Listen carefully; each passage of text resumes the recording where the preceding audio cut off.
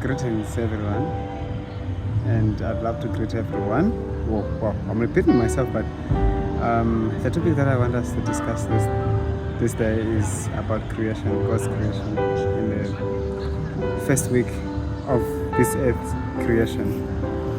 The order of creation, how God was creating, is so fascinating to me when I think about it, especially the first week.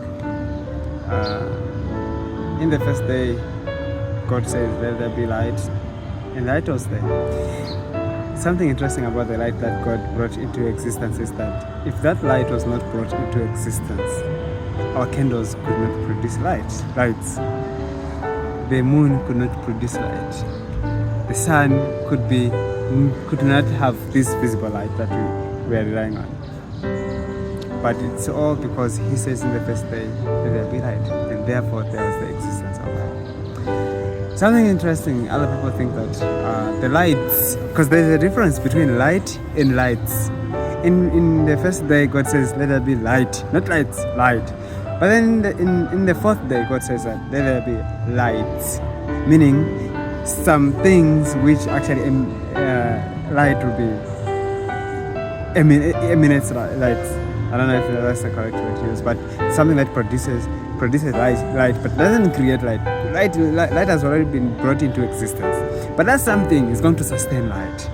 That's why it's called lights, and He brings it on the fourth day. And one of them is the stars.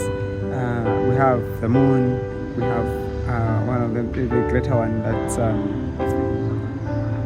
the sun, to rule the day. And when He's creating, in the first day, let's go to the first day. We would go to another day, but our theme talk will be on the first day.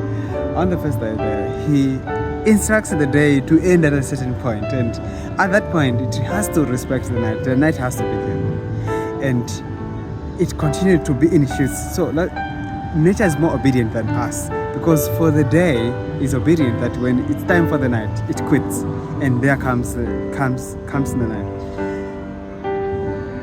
May we learn from nature and be obedient to God.